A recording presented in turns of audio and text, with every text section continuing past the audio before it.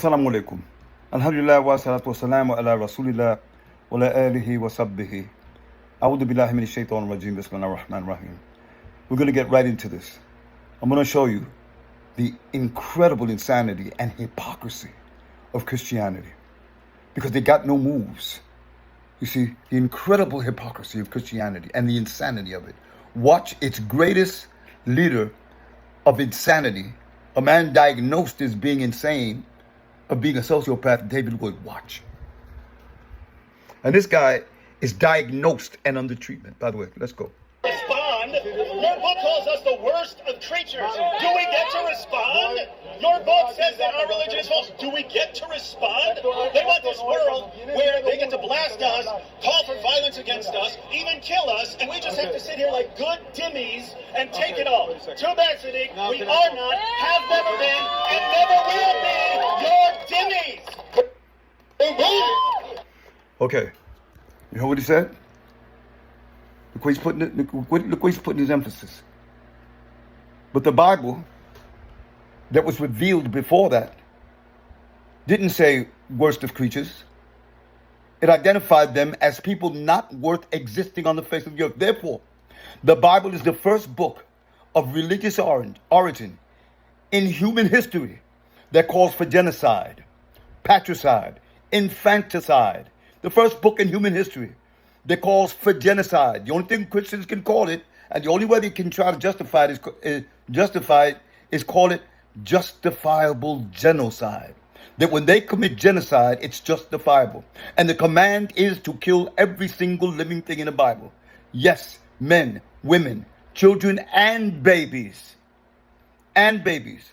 And if Christians think that the Bible is against abortion, sorry, baby. In the book of Hosea, in 6 places in the book of Hosea, it commands that when you are fighting your enemy, that you ought to take your sword, open the stomachs of the women of your enemy that are pregnant, and take out the fetus and the babies and throw it against the rocks. Abortion. There is also in the Bible the concept of abortion by means of potions, okay, of your enemies. That's if you're feeling good and you don't want to, open up her stomach while she's alive and rip out a baby. You can give her a potion and she aborts the baby. This is all part of the concept called genocide, called cherem, how to conduct war. That very same thing is being done right now, and while the focus is on the killing of children in Gaza, children and babies, the very same concept is applied of cherem as a means by which Jews are to carry out war. And so carry out war and establish war in order to eliminate the ability of your enemy to make war against you in the future. It's called cherem. This thing was written and established again and endorsed by rabbis in Israel, and especially by a rabbi by the name of Yitzhak Shapiro, who wrote a book called Torah HaMelech, which means the King's Torah, where he articulated that it is a command by God when at war to kill children and babies as a strategic part of war with extreme prejudice, meaning show no mercy. And that includes the ripping of a woman's stomach to take out the fetus, the unborn fetus, and to throw it on the ground. That very same thing is being followed in Gaza today. Now let us continue. It's called cherem. First of all, if you want to talk about dhimmis, the action of dhimmis actually occurred in the Bible. It begins in the Bible, what you call tributaries in the Bible. When in fact, in the book of Deuteronomy, it talks about tributaries. Not one defense of Islam, ever. Here to see. Where you are to fight people that are far off, not a threat from you, not a threat, and subject them. If they do not subject and allow themselves to be tributaries, siphoning everything that they have toward you, then they are to be put to the sword, summarily and killed. This is called tributaries. Hey, one second. And if Sadik thinks that's a Now watch. problem, And if you think this is a problem, now watch. I'll be quick. If Sadik thinks that the Even God logic had to tell me to shut up. book of Deuteronomy is immoral and wicked, Did I ever say that it was immoral or wicked? It was David Wood who was talking about the evil of jizya and dhimmi. Did I use the words evil and wicked?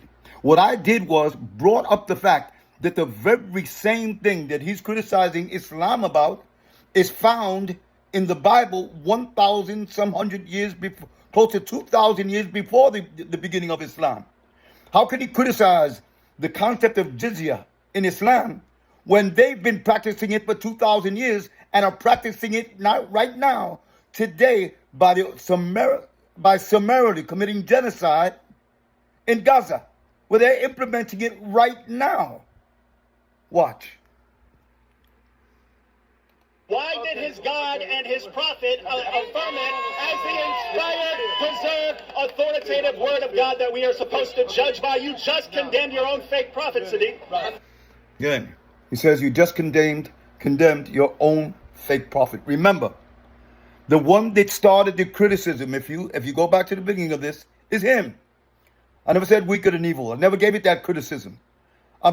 Basically, the point that I'm making is, how can you condemn what you have practiced for 2,000 years before Islam? How could you call it evil in Islam, but good and righteous and obedience to God in the Bible? The ultimate hypocrisy. And when you compare jizya and dhimmi in Islam to the concept of tributaries, one is humane and the other one is barbaric. The same barbarity that's being practiced in Gaza today. In Islam, in dhimmi and jizya, the person on the jizya pays less money than the Muslim. The person in jizya does not have to subject himself to fighting war or doing any of these things for the protection and the how can I say it, the benefits that you have under an Islamic state. They don't have to do that, and they pay less in tax, and they're not killed. In Christian or biblical tributaries, if you don't accept, it's complete and utter death. Now, in the tributary system, you fight nations that are far from you and nations that are close to you.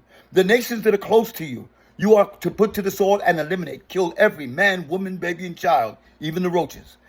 And the nations that are far away from you, you offer them peace. If they accept the peace, they are to become your slaves. And they are to siphon their resources back to Israel, everything they have, to the extent where they starve in order to feed Israel. I condemn my fake prophet. Yeah, you did. Did it with your mouth when you wouldn't allow me to speak and defend it. Now that's a whole complete. I'm just pointing out. I'm assuming you want to be a good Muslim. If you want to be a good Muslim, you shouldn't be attacking your God and your prophet. Okay, listen to me. I'll do Look at that this. for you. I'm attacking my God and my prophet. It's an idiot. Look at this guy, philosophy. Look at his face. Can I do that? Look at his reaction. He's the guy I started with. Look at everybody else.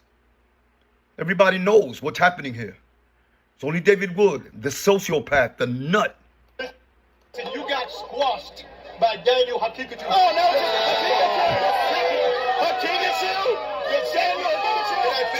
Can I finish the point? You got the mic. Can I finish your point? The second you said that the Bible does not confirm the Bible, you killed the entire point of your Look at this. of the Islamic dilemma. What? Now let me go. Now, he said, what? If you've seen that I posted that on one of my videos, David Wood responded to a question from Daniel Hypocrisy, and he said, Daniel asked him, does the Bible confirm the Bible? David Wood answered thusly. He said, no, the Bible does not confirm the Bible. Now he said, what? Right there, he lost the debate. Right there, in one shot. This will continue in the second part.